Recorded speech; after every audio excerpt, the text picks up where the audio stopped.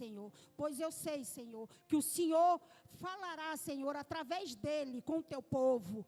Que os nossos ouvidos estejam atentos, Senhor, para a palavra que vai ser ministrada. Que o nosso coração esteja limpo também para receber a tua palavra. Que sejamos alimentados e que não saímos daqui como entramos. Pelo contrário, que sejamos alimentados, sejamos gratos a tudo que vai ser dito através do nosso pastor Marcos, em nome de Jesus. Amém. Graça e paz, amém? Abra sua Bíblia em Filipenses, capítulo 3. Filipenses, capítulo 3. De pé só mais um instante.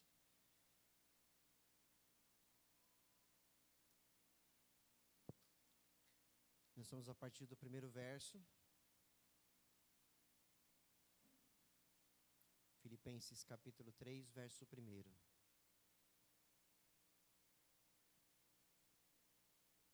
Amém?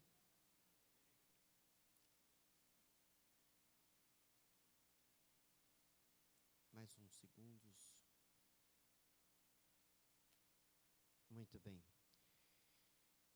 Uma carta de Paulo, o apóstolo do Senhor Jesus, à igreja em Filipos, aos cristãos filipenses.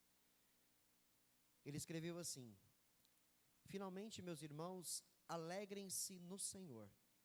Escrever de novo as mesmas coisas não é cansativo para mim, e é uma segurança para vocês. Cuidado com os cães, cuidado com esses que praticam o mal, cuidado com a falsa circuncisão, pois nós é que somos a circuncisão, nós que adoramos pelo Espírito de Deus, que nos gloriamos em Cristo Jesus e não temos confiança alguma na carne, embora eu mesmo tivesse razões para ter tal confiança. Se alguém pensa que tem razões para confiar na carne, eu ainda mais, circuncidado no 8º dia de vida, pertencente ao povo de Israel, à tribo de Benjamim, verdadeiro hebreu, quanto à lei, fariseu, quanto ao zelo, perseguidor da igreja, quanto à justiça que há na lei, irrepreensível. Mas o que para mim era lucro, passei a considerar como perda por causa de Cristo. Mais do que isso, considero tudo como perda, comparado com a suprema grandeza do conhecimento de Cristo Jesus, meu Senhor, por quem perdi todas as coisas. Eu as considero como esterco para poder ganhar Cristo e ser encontrado nele, não tendo a minha própria justiça que procede da lei, mas a que vem mediante a fé em Cristo, a justiça que procede de Deus e se baseia na fé. Quero conhecer Cristo, o poder da sua ressurreição e a participação em seus sofrimentos, tornando-me como ele em sua morte, para que de alguma forma alcançar a ressurreição dentre os mortos. Por enquanto até aqui para você poder se sentar. Eu queria fazer uma leitura, uma pregação dentro desse texto, e eu sei que o Espírito Santo vai, dar a sabedoria para que as palavras ditas possam penetrar no coração de cada um e nós possamos prosseguir em servir ao Senhor nessa terra sem vacilar. Amém? Eu quero primeiro, vou continuar a leitura, mas eu quero voltar lá no início, aonde ele escreveu uma coisa interessante. Porque às vezes,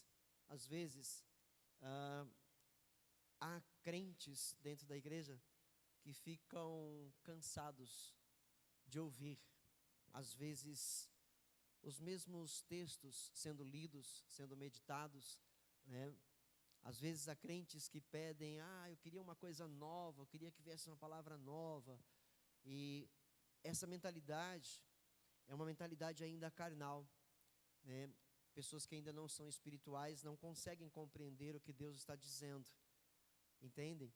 E isso é interessante, ele escreveu, no verso 1, na parte B, escrever de novo as mesmas coisas não é cansativo para mim, e é uma segurança para vocês. Então, isso é fantástico, porque ele está dizendo que a palavra, ela precisa ser pregada, repregada e repregada. Por quê? Porque a gente ouve a mensagem hoje, a gente se alegra no coração, somos ministrados pelo Espírito Santo, E às vezes, ou quase sempre, com o passar dos dias, nós vamos nos esquecendo de algumas coisas que nos falou o Senhor. Nós vamos nos esquecendo de alguns ensinos seus. E começamos a cair em armadilhas das trevas. E começamos a ser levados por ventos de doutrinas, de ensinamentos às vezes meramente humanos, que não estão nos conduzindo à salvação, à vida eterna, a Cristo Jesus. Então, Paulo tinha isso em mente. Não era cansativo para ele escrever as mesmas coisas. Não era cansativo para ele estar sempre lembrando à igreja as palavras que o Senhor Jesus Cristo ensinou. Então não pode ser cansativo para mim também fazê-lo. E não pode ser cansativo para você também ouvi-las. Porque essas palavras trazem vida e trazem paz para as nossas vidas, para o nosso caminhar. Essa palavra, ela nos traz a luz para o nosso caminho, para a gente não andar em trevas. Amém? Não que a palavra hoje venha a ser repetida, né? Mas que muitas vezes você ouve uma mensagem ou outra baseados no mesmo texto, mais do que uma vez durante um ano. E às vezes, eu já conheço essa palavra, eu já conheço, de novo essa mensagem. E a pessoa então ela acaba se dispersando daquilo que Deus vai dizer, daquilo que Deus vai falar. Amém? Então nós precisamos ouvir uma palavra hoje, e quando necessário, precisamos ouvir de novo. E quando necessário, de novo e de novo, até que aprendamos a caminhar de maneira madura no Evangelho de Cristo. Amém? Muito bem. Aqui Paulo, ele está escreveu sobre a sua vida. Fala o que é a vida em Cristo, o que era a sua vida antes e o que era agora a sua vida com Cristo, em Cristo. Ele está convicto de que tudo aquilo que ele tinha alcançado antes de Cristo, agora ele tinha como perda, porque ele conheceu a verdade em Cristo Jesus. Ele nos faz entender aqui que tudo aquilo que ele passou lá atrás. Quem era Paulo? Paulo não era um homem mundano. Paulo não era um homem ímpio. Paulo não era anteriormente Saulo, né? Ele não era um homem ímpio, ele não era um homem das trevas. Ele era um homem religioso. Ele era um homem zeloso. Ele tinha zelo pelas escrituras sagradas. Ele tinha zelo pela palavra de Deus. Mas ele não conhecia a verdade de Deus. Ele conhecia aquilo que lhe ensinaram. Ele conhecia aquilo que ele aprendeu aos pés do famoso Gamaliel, que às vezes é exaltado por alguns líderes da igreja. Ele aprendeu aos pés de um homem muito sábio, mas ele não aprendeu a verdade, ele não viveu a verdade, ele não viveu o Espírito, ele viveu apenas a carne, ele viveu apenas a letra. E por isso ele era tão zeloso por essa letra, a ponto de perseguir a igreja. Ele diz zeloso, quer ver?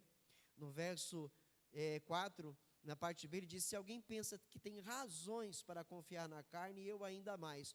Olha quem era ele: circuncidado no 8º dia de vida. Todo bom judeu era circuncidado. Todo bom judeu, todo praticante da lei, todo fariseu era circuncidado na carne. E a circuncisão era uma microcirurgia feita no homem. E ele está dizendo, no 8º dia de vida, ele foi circuncidado. Ou seja, ele nasceu num berço, né, judeu. Ele nasceu num berço de fé, né, de palavra, ou seja, de pessoas. Ele nasceu numa família de pessoas que temiam a Deus, mas temiam a Deus na ignorância. Entendeu? Ele entendeu que ele temia a Deus na ignorância, e ele fazia aquilo que Deus reprovava, achando que o que ele fazia era aprovado por Deus.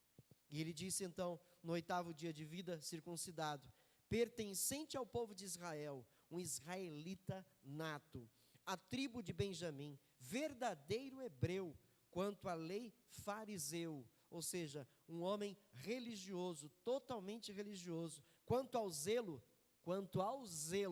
que ele tinha pela lei, perseguidor da igreja, porque ele achava que a igreja era uma seita.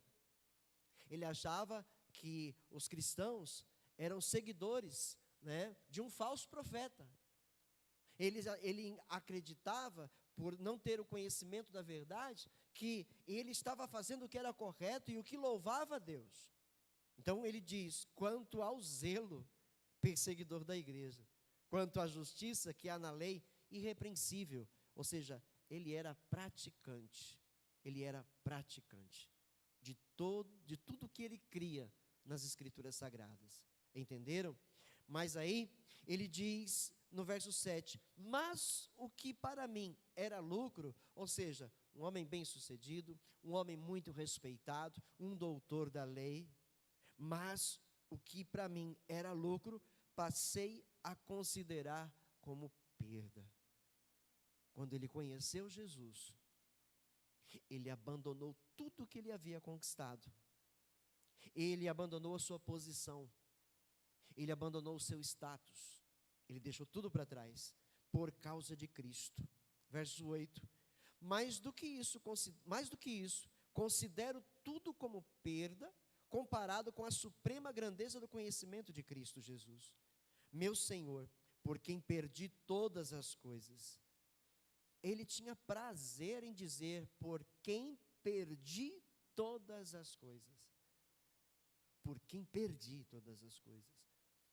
E às vezes, quando a gente vê a vida de alguns cristãos sobre essa terra, quando nós olhamos para a conduta de alguns, nós ficamos tristes, porque eles ainda estão presos, muitas vezes, a coisas de seu passado, muitas vezes a coisas ainda terrenas, muitas vezes ainda materialistas, muitas vezes ainda defensores da religiosidade.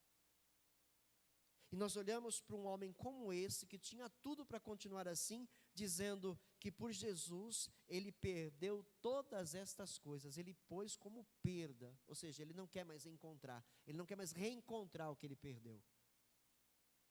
Eu as considero como esterco para ganhar Cristo. Olha o termo que Paulo usou, como esterco, como esterco. E ser encontrado nele, não tendo a minha própria justiça que procede da lei, mas a que vem mediante a fé em Cristo, a justiça que procede de Deus e se baseia na fé. E o que é a fé? A fé é justamente o oposto do que defendia-se na lei, porque pela lei todos eram reprovados, nenhum deles estava aprovado, porque pela lei é impossível, já era e continua impossível algum ser humano ser salvo. Então, ele colocou que agora ele é praticante da justiça que procede de Deus e que se baseia na fé. No 10, quero conhecer Cristo, o poder da sua ressurreição e a participação em seus sofrimentos. Ou seja, ele está dizendo: eu quero conhecer a cada dia mais a Jesus. E quero ser participante dos seus sofrimentos. Qual crente que talvez diga isso hoje numa oração? Senhor, eu quero ser participante de seus sofrimentos. A verdade é que a maioria hoje sequer gosta nem de mencionar a palavra sofrimento. Tem arrepios. Não, Senhor, livra-me.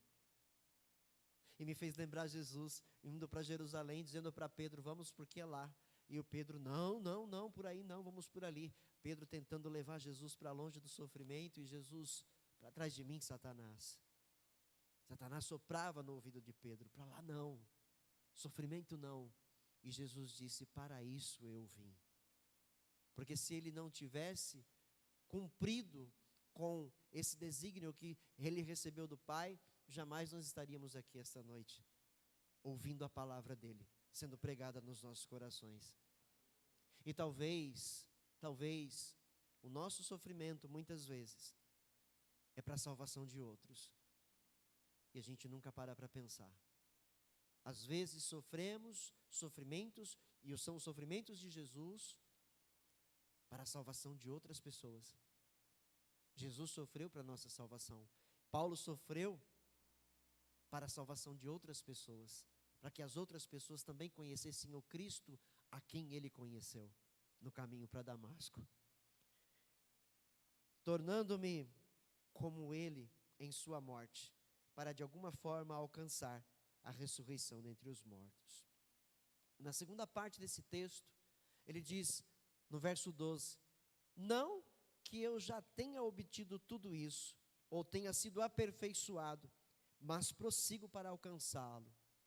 Ele não julgava ter alcançado tudo, ele não julgava já estar totalmente aperfeiçoado.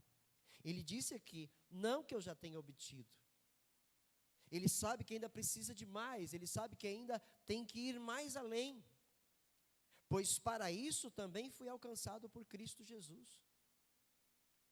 No 13, irmãos, não penso que eu mesmo já o tenha alcançado, mas uma coisa eu faço. Esse texto você conhece bem, né? Esquecendo-me das coisas que ficaram para trás e avançando para as que estão adiante, prossigo para o alvo, a fim de ganhar o prêmio do chamado celestial de Deus em Cristo Jesus. Então, quando Paulo escreveu e declarou, né, esta palavra, eu fiz isso, eu faço isso, eu me esqueço, eu vou me esquecendo das coisas que ficaram para trás e prossigo para o meu alvo. Sabe o que isso significa? Que Paulo tem um foco, Paulo tem uma meta, ele quer alcançar, ele tem um objetivo. E ele entendeu que o seu objetivo é Cristo. Ele entendeu que o seu objetivo para alcançar a vida eterna é Jesus, é viver por Ele, porque ele entendeu que Jesus é o caminho, é a verdade e é a vida, e que ele também não chegaria ao Pai se não fosse por Jesus. Ele compreendeu isso e decidiu ter todo o restante como perda. E eu vou me esquecendo das coisas que ficaram para trás, e vou rumo ao meu alvo, eu prossigo para o meu alvo.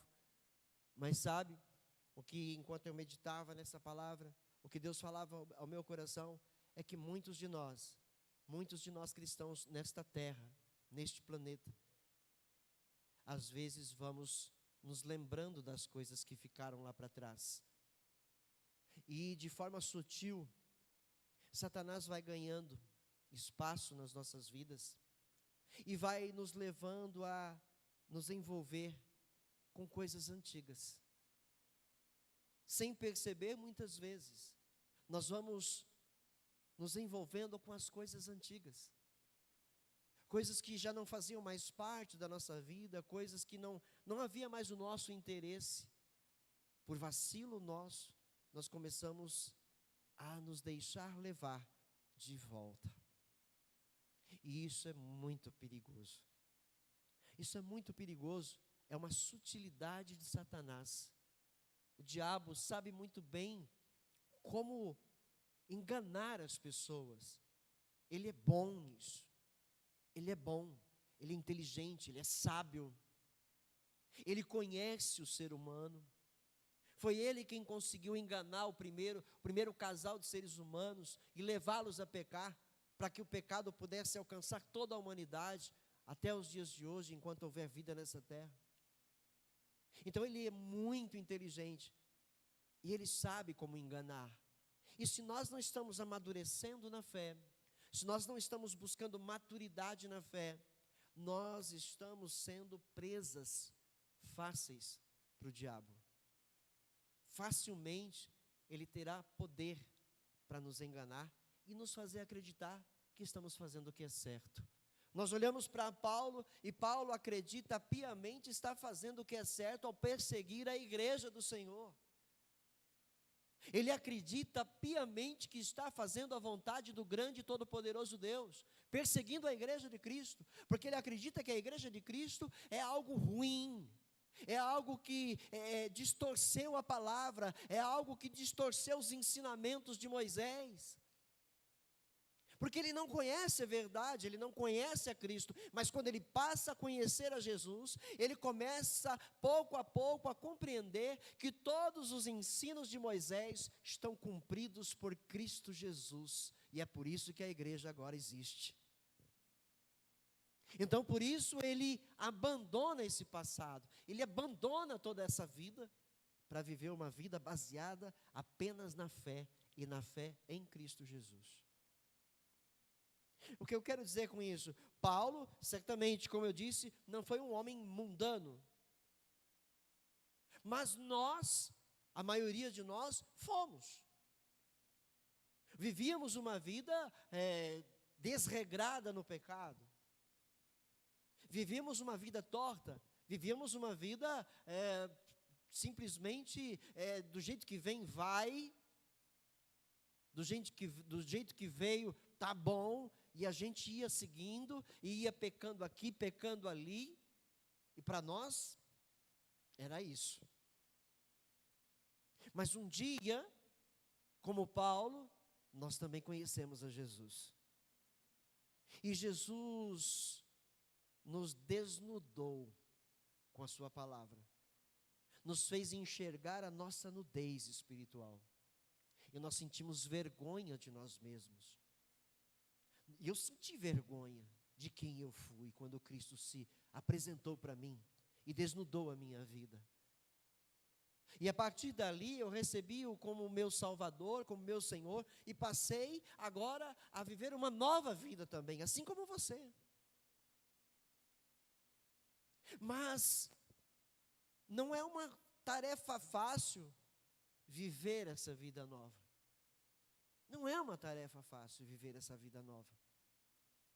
Porque nós ainda moramos num tabernáculo defeituoso, por causa do pecado. Nós ainda estamos numa casa que é chamada o corpo do pecado. Então nós ainda temos dentro de nós o pecado, ele está morto dentro de nós, está mortificado por Cristo. Por que você acha que corpo, carne e sangue não vão herdar a vida eterna? É porque este corpo está condenado. Ele está condenado, ele não pode herdar, porque ele é o corpo aonde o pecado está. O pecado está morto dentro de nós. E o trabalho de Satanás é tentar reviver esse pecado dentro de nós. O trabalho do diabo é tentar nos levar de volta ao mundo terrível de pecado. Somos tentados todos os dias. Todos os dias nós somos tentados. E por que somos tentados? Porque o pecado está morto aqui dentro. Está morto aqui dentro. E a tentação vem para tentar ressuscitá-lo. A tentação vem para tentar ressuscitá-lo, para acordar o gigante chamado pecado. E nos colocar a perder de novo. E é perigoso, irmãos. É muito perigoso. Porque é totalmente possível esse gigante ser acordado pelo diabo. Se nós não estivermos firmes, se nós não estivermos como Paulo estava, focados num objetivo, um alvo, o prêmio celestial. O prêmio celestial. Ele colocou aqui no verso 14: prossigo para o alvo, a fim de ganhar o prêmio do chamado celestial de Deus em Cristo Jesus. Ele abandonou o passado, ele disse: eu tenho tudo como perda. Em outras palavras, não quero reencontrar nada do que ficou para trás. É passado. Minha vida agora consiste em Cristo Jesus. Minha vida agora está baseada na fé em Cristo Jesus. E eu vou viver até o fim da minha vida, prosseguindo para esse alvo, até alcançá-lo. E Paulo foi assim até o final da sua vida. Mas muitos não conseguiram, irmãos. Muitos não conseguem, irmãos. Muitos não vão conseguir. Muitos não vão conseguir. E por que não vão? Porque vacilam. Porque não insistem. Não perseveram. Sabe, na medida em que a gente vai vivendo a nossa vida, depois que nós aceitamos a Jesus, na medida que a gente vai vivendo a nossa vida, parece que a vida continua normal. Estamos na igreja, vemos a igreja, alguns de nós, de cristãos, quando eu digo alguns de nós, não estou dizendo propriamente aqui, nesta nave, da igreja, Estou dizendo, alguns de nós, num geral, a cristandade em geral. Alguns de nós começamos a observar a vida que as coisas continuam. E começa a passar aquela impressão de que vai continuar assim até o dia da morte. Começa a passar a impressão de que essa questão, essa história de que Jesus vai voltar, parece que não vai se realizar nesse tempo. Parece que não vai se realizar nesta geração. Nós olhamos e vemos que já se passaram muito tempo, já se passaram mais de 2000 anos após a ascensão de Cristo aos céus e a promessa do seu retorno, e a vida vai passando e a vida vai indo. Ontem eu tinha 18 anos, hoje eu tenho 52 anos. Quando eu me converti eu tinha 28, já tenho 52. Então parece que as coisas continuam do mesmo jeito e parece que a promessa da volta do Salvador não se cumprirá nesta geração. Então aí passa-se, né, na mente do cristão que é melhor ele se acalmar e ele continuar vivendo a sua vida e começar, né, a aplicar os seus interesses na sua vida profissional, aplicar os seus interesses na sua vida intelectual, na sua vida material, porque precisamos viver. A gente fica aí nessa de que Jesus vai voltar, igreja, só igreja, e trabalho, e família, e deixamos de curtir a vida na mente de muitos. Ou seja, sutilmente estão sendo levados de volta. É como se fossem os hebreus dizendo: lá no Egito nós tínhamos carne à vontade, panelas e panelas de carne. Lá no Egito não nos faltava água. É como se fôssemos os hebreus querendo voltar para lá. Isso é um engano de Satanás. Porque Jesus vai voltar. Ele vai voltar. E nós precisamos nos preservar para o retorno de Jesus. Nós precisamos cuidar do que pertence a Ele. Você é propriedade exclusiva dEle. Nós somos. Somos o sacerdócio real, como escreveu o apóstolo. Nós somos um sacerdócio real para Deus. E Paulo escreveu em 2 Tessalonicenses, ele escreveu que nós precisamos aguardar o retorno de Cristo, totalmente conservados, preservados no corpo, na alma e no espírito.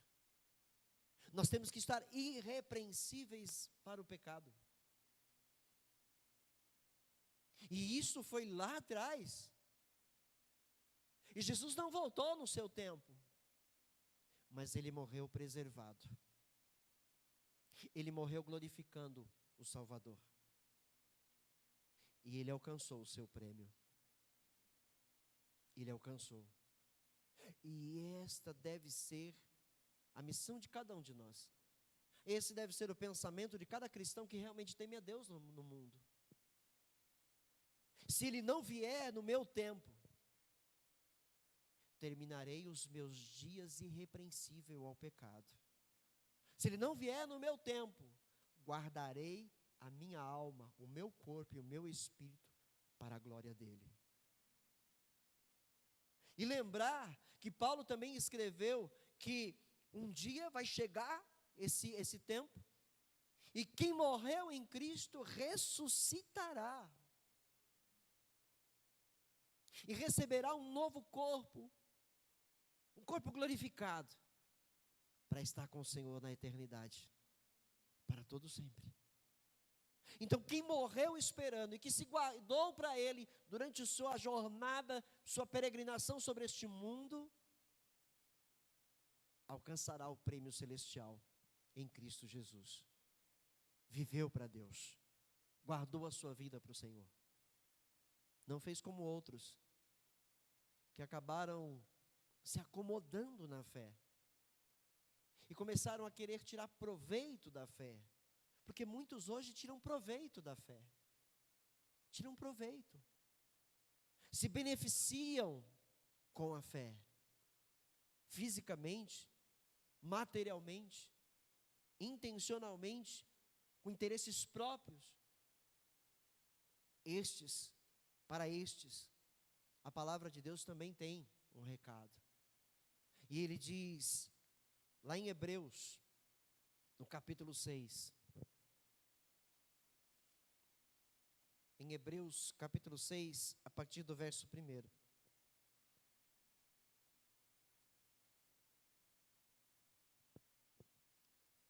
Amém?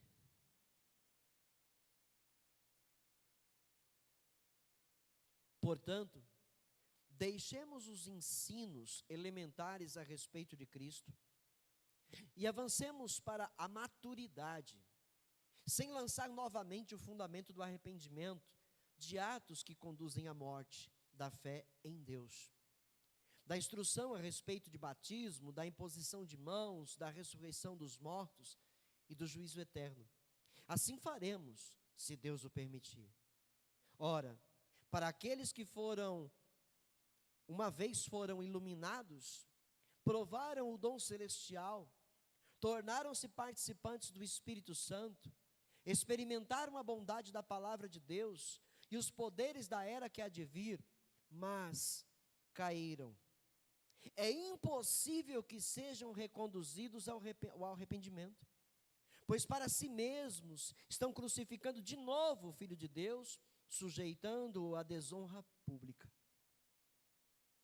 O que o autor aos Hebreus está falando aqui é que muitos, não foram poucos, experimentaram do dom celestial, foram iluminados no versículo 4, provaram do dom celestial, tornaram-se participantes do Espírito Santo, ou seja, crentes, pessoas de Deus, pessoas que temiam, pessoas que obedeciam, pessoas que davam testemunho, mas que depois, o que aconteceu com eles? Caíram. E por que caíram? O que os levou a cair? O engano. Se deixaram enganar, se deixaram levar. E por que se deixaram levar? Porque há uma coisa dentro de nós,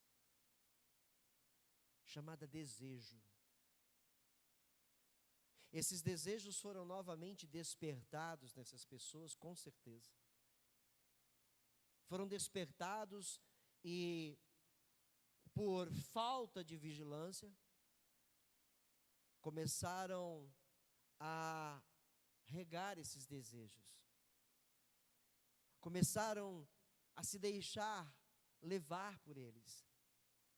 E os desejos foram aumentando, e de repente, caíram. E muitas vezes não percebem. Quantos naquele dia vão dizer para ele, Senhor, Senhor? Quantos? O próprio Cristo disse isso. Quantos me dirão, Senhor, Senhor? E eu vos direi, eu não conheço vocês. E eles vão dizer, mas nós estávamos nas praças falando em teu nome, nós estávamos nas congregações, ou seja, não eram crentes. E Jesus vai dizer, nunca vos conheci, apartai-vos de mim, malditos. O autor aos Hebreus está dizendo do risco, ele está falando do perigo de uma queda. Certamente você conhece pessoas que já foram exemplos para você. Há crentes entre nós que foram evangelizados por tais pessoas, e essas pessoas hoje estão de volta no mundão. Estão de volta às suas velhas práticas. Qual é o risco? Qual é o perigo dessas pessoas? Aqui está dizendo no verso 6, mas caíram. É impossível que sejam reconduzidos ao arrependimento, pois para si mesmos estão crucificando de novo o Filho de Deus, sujeitando-o à desonra pública. Percebe? falando de pessoas, não estão falando de qualquer crente. Esse texto não fala de crentes neófitos. Esse crente não está, neófito, ou seja, novo na fé, pessoas que ainda estão começando, não está falando dessas pessoas. Está falando de pessoas que atingiram um nível espiritual elevado. Olha aqui.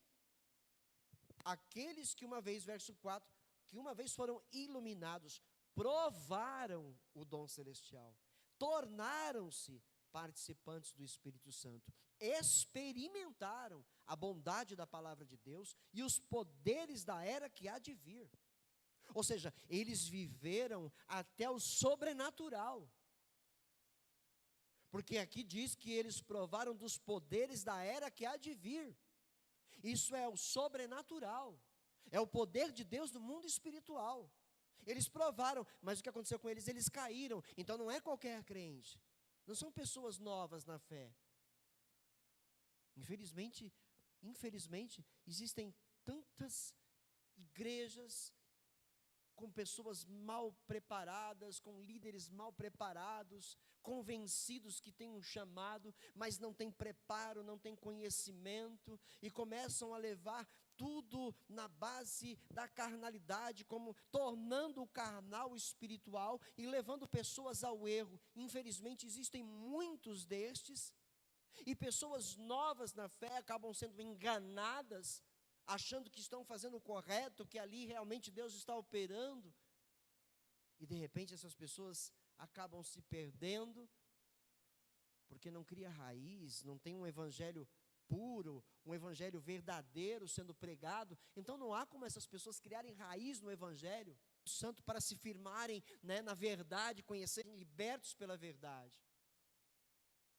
Mas aqui está falando de pessoas que foram iluminados, que experimentaram mesmo, que foram participantes do Espírito Santo mesmo, e caíram, porque se deixaram levar pelos seus próprios desejos. Culpam outros. Mas eu só vou cair se eu quiser.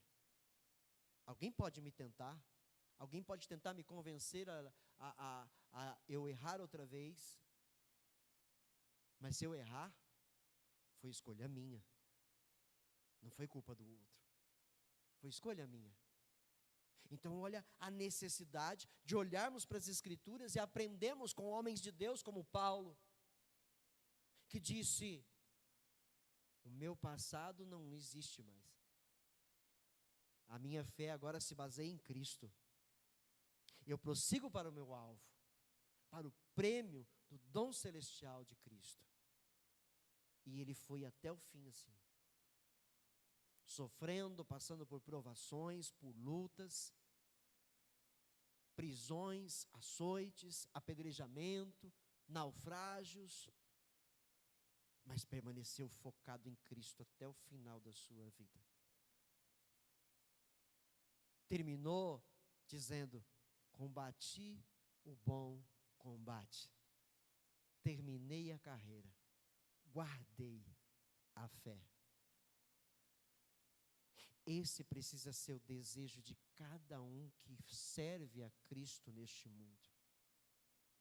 Terminar como Paulo, sem ter do que se envergonhar.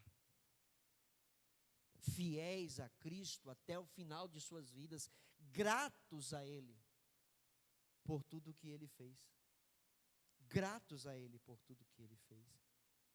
E para a gente poder finalizar, em Hebreus no capítulo 12,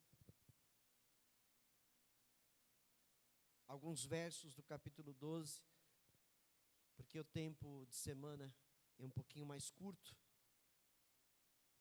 Versículo 1 do capítulo 12,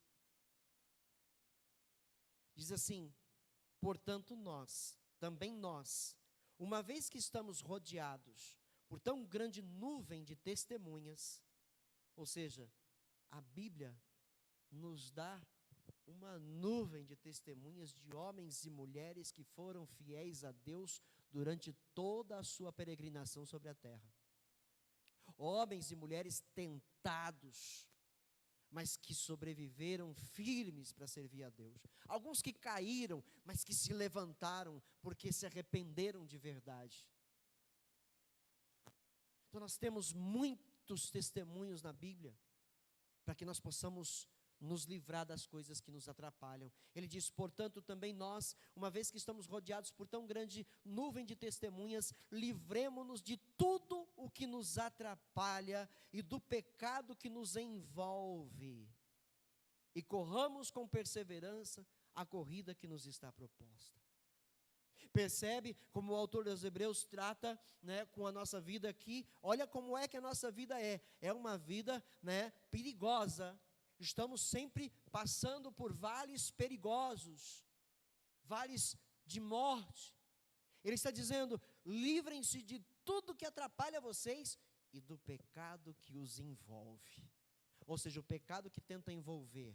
O pecado envolvente é aquele que vai enganando, é aquele que sutilmente vai entrando na sua vida, e se você não está firmado em Cristo, se você não está maduro em Cristo, se você não tem buscado o conhecimento da verdade, não tem deixado o Espírito Santo te encher de verdade, esse pecado envolvente, ele vai se aproximando, ele vai penetrando aos pouquinhos, e quando você perceber, você está dentro de uma armadilha, gritando por socorro, porque não consegue mais sair. Então a Bíblia já nos orienta a nos livrar dessas coisas que estão nos atrapalhando. Tem coisas na sua vida te atrapalhando, irmão? Tem coisas na sua vida que estão tentando te tirar da presença de Deus? Livre-se dessas coisas. Livre-se dessas coisas. Tem alguma coisa, né, bacana, bonita, né, envolvente, que está tentando tomar o seu tempo, que está tentando tirar o seu tempo, o tempo que você tem que dar para Deus? Livre-se dessas coisas. Livre-se dessas coisas. É um final de semana, é um domingo, é um culto. Ah, mas é só um culto, falta um, não sei qual o problema. 2, às vezes uma semana, qual o problema? Depois eu continuo. O diabo não dorme em serviço. Ele tem pouco tempo, a Bíblia diz. Então ele quer esfriar a tua fé. Ele quer esfriar a tua fé. E olha que você fica às vezes 1, 2, 3 cultos sem vir, você já não tem mais a mesma força, você já não tem mais o mesmo ânimo. Olha o perigo. Olha o perigo. Quantas pessoas não desistiram de caminhar com Cristo, porque esfriaram, se acomodaram de novo ao mundo, e dizem: eu não estou fazendo nada de errado, eu não voltei a roubar, eu não voltei a me drogar, eu não voltei a beber, estou na minha, em casa, no meu trabalho. Olha o engano de Satanás. Esse mesmo autor aqui diz: não façam como alguns que desistiram de congregar. Desistiram. Isto aqui, esta reunião santa aqui, é o corpo de Cristo sendo alimentado pelo pão que desce do céu. Você não pode abandonar esse alimento. Você não pode abandonar esse corpo. Você precisa estar focado, focada. Porque o diabo está muito furioso, tentando destruir a igreja a cada dia, tentando destruir a vida de um crente a cada dia. E toda a luta é na carne. Toda a luta é no interior da gente. O campo de batalha é a mente. Se você não se alimentar do pão dos céus, você vai passar por uma inanição, você vai passar por um período de fraqueza espiritual. E o diabo vai ganhar terreno. E ele terá condições até de destruir você, se você não tomar cuidado. Então, voltando ao texto, verso 2, tendo os olhos fitos em Jesus. Olha só, o autor aos Hebreus tem a mesma mentalidade de Paulo. Ou seja, é unânime a Bíblia. Fitos os olhos em Jesus. Tendo os olhos fitos em Jesus, ou seja, não tire o seu olhar de Cristo. Não tire o seu olhar de Cristo. Às vezes, dentro da própria igreja, alguns querem tirar o nosso foco. Não caia nessa armadilha. Às vezes querem nos contaminar dentro da própria igreja. Nós temos que fazer o contrário. Em oposição, nós temos que contagiá-los a quererem olhar para Cristo também.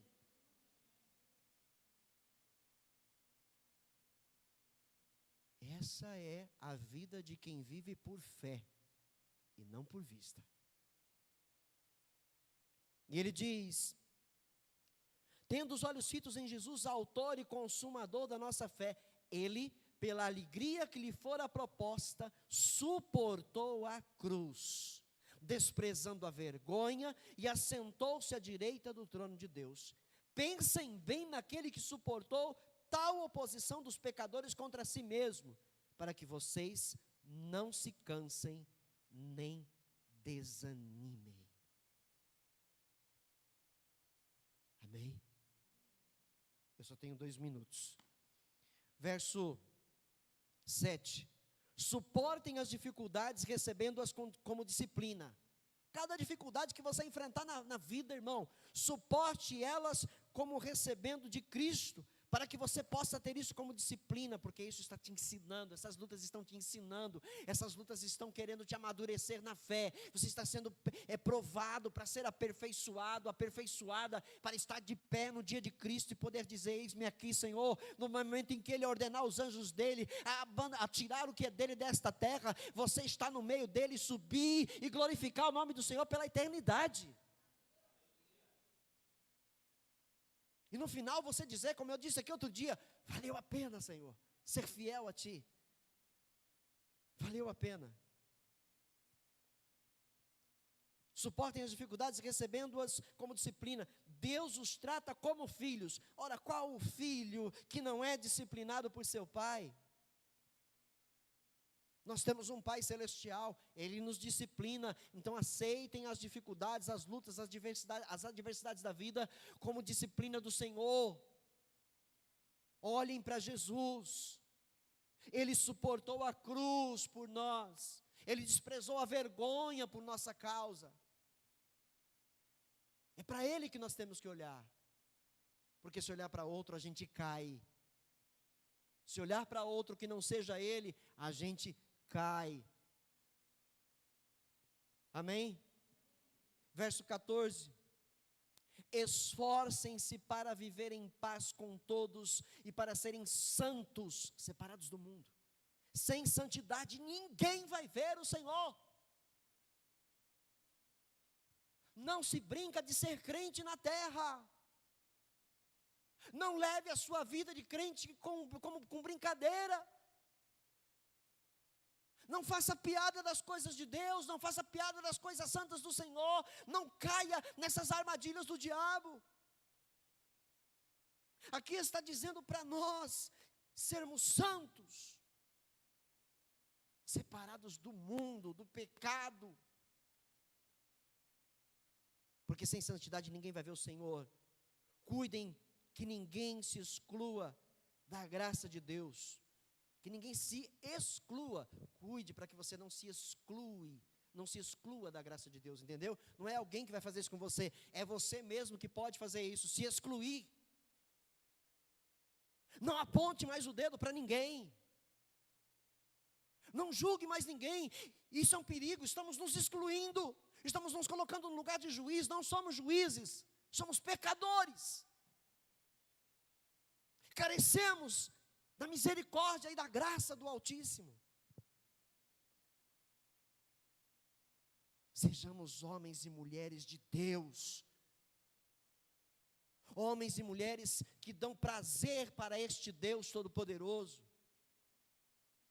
Sejamos como pessoas da Bíblia que deram prazer aos olhos do Senhor com as suas vidas sobre a terra, vidas perseverantes na fé. Essa é a igreja que Cristo vem buscar. Essa é a igreja que Cristo vem buscar. Termino aqui. Mas eu queria que você meditasse até o verso 28, depois na sua casa, ainda hoje, quando você chegar. Até o verso 28, que era onde eu ainda ia ministrar, mas o nosso tempo vai estourar. Amém? Guarda isso no teu coração. Essa é a palavra de Deus. Esse é o Evangelho. Esse é o Evangelho. Amém? Glória a Deus.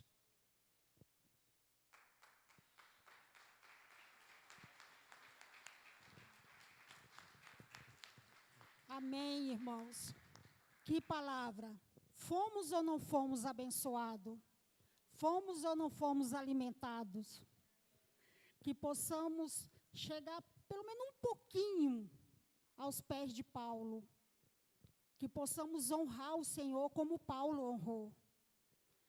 Tudo bem que hoje o tempo é diferente, mas possamos sim honrar como Paulo honrou, dando o devido lugar de Deus à nossa vida e mostrando para as pessoas de fora quem é o Deus que a gente serve, o verdadeiro Deus que nos guia por onde andamos. Né, irmãos? Agora vai passar os avisos semanais. Tem o...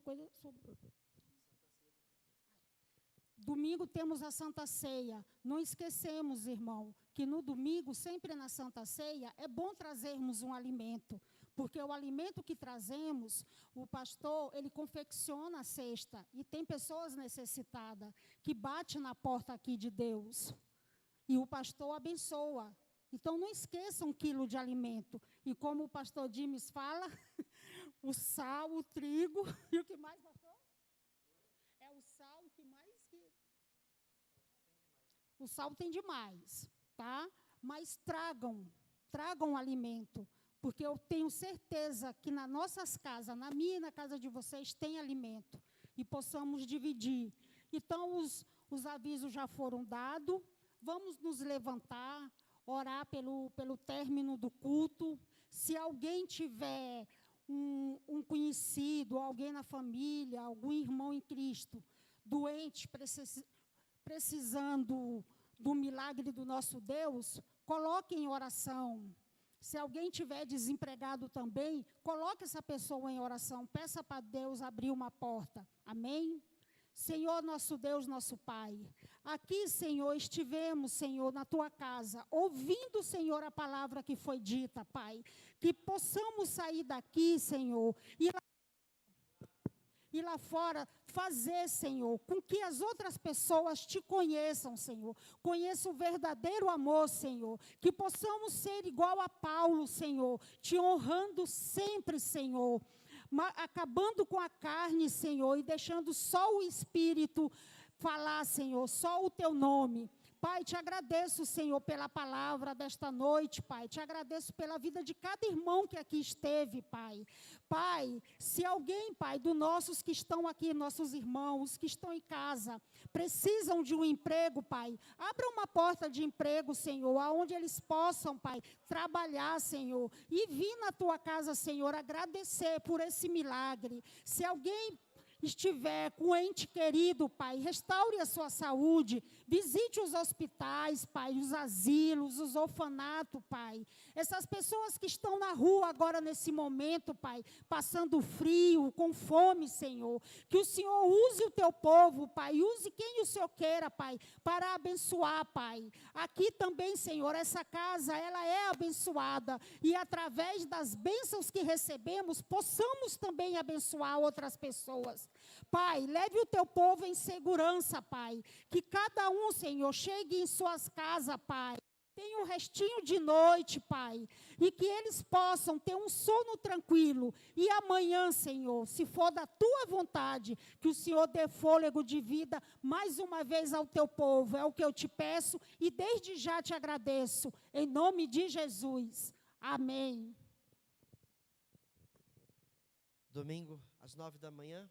Ou melhor, às 10 da manhã, lembrem-se da escola bíblica, porque nós estamos aprendendo mais e mais do Senhor, a como sermos melhores cristãos a cada domingo, amém? A cada dia das nossas vidas. E aí o culto da Santa Ceia, às 18 horas. Estende as suas mãos, que a graça do Senhor Jesus e o amor do Pai E a comunhão do Santo Espírito seja com todos, hoje e para todos sempre.